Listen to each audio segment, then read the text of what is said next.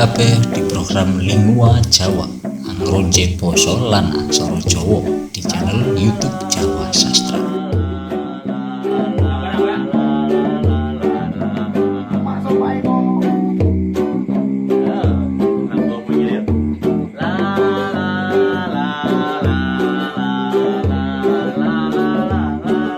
yang tahu tentang awal kemunculan bahasa dan aksara Jawa? Sebelum ngobrol lebih jauh, buang dulu gambar Aji Saka dan bermacam-macam mitos yang membalut sejarah bahasa dan aksara Jawa. Pertanyaannya adalah, lebih dahulu mana bahasa dengan aksara? Aji Saka katanya adalah orang yang menentukan sistem penulisan aksara Jawa.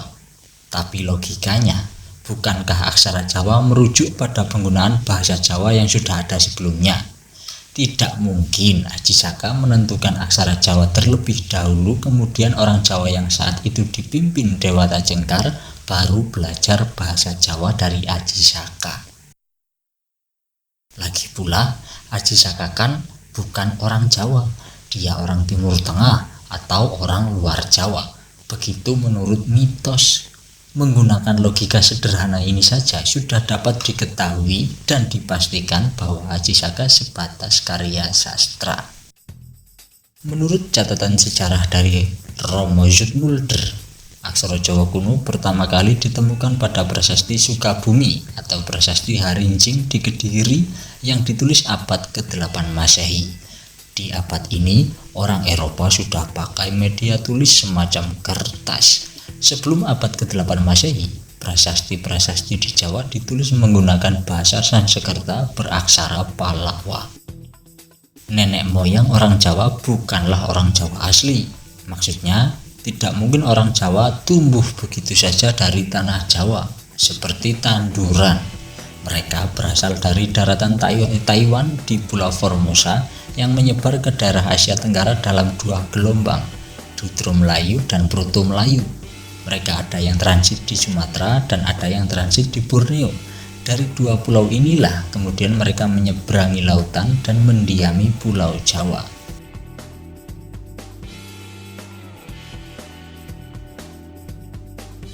Para pendatang yang mendiami tanah baru yang bernama Jawa ini sudah bisa saling berbicara menggunakan bahasa rumpun Austronesia. Oleh karena perbedaan geografis wilayah, kebudayaan, dan efektivitas pemakaian, terjadi distorsi bahasa. Peristiwa distorsi bahasa tersebut selanjutnya melahirkan yang sampai sekarang kita kenal dengan bahasa Jawa. Jadi, berdasarkan fakta yang telah dijabarkan tadi, Aji Saka tidak pernah punya peran dalam melahirkan aksara Jawa, apalagi bahasa Jawa. Yang ada, dia justru mengunci perkembangan bahasa dan aksara Jawa. Menurut Padma Susastro, bahasa Jawa dapat diklasifikasikan menjadi 3 garis waktu atau diperiodisasi, dan sekarang bertambah 1 garis waktu lagi. Namun pendapat Padma Susastro masih banyak celah dan sering jadi perdebatan.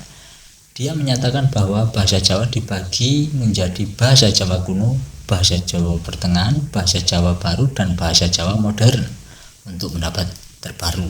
Sedangkan di banyak kasus, bahasa Jawa pertengahan disinyalir sudah digunakan di periode bahasa Jawa kuno dan sebaliknya. Periodisasi bahasa Jawa yang diajukan Padma Susastro didasarkan pada penggunaan bahasa Jawa di karya sastra dan prasasti-prasasti.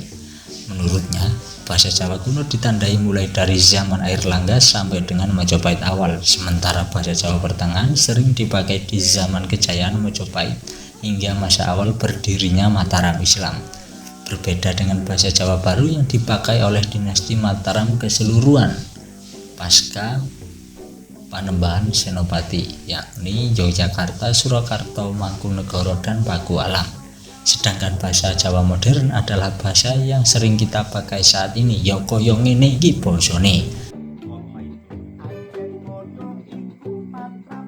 Penasaran piye kelanjutane? Apa bedane basa Jawa kuno, basa Jawa pertengahan, basa Jawa baru karo basa Jawa modern? Simak di episode selanjutnya. Jangan lupa subscribe, like, dan share dulur. Matur nuwun.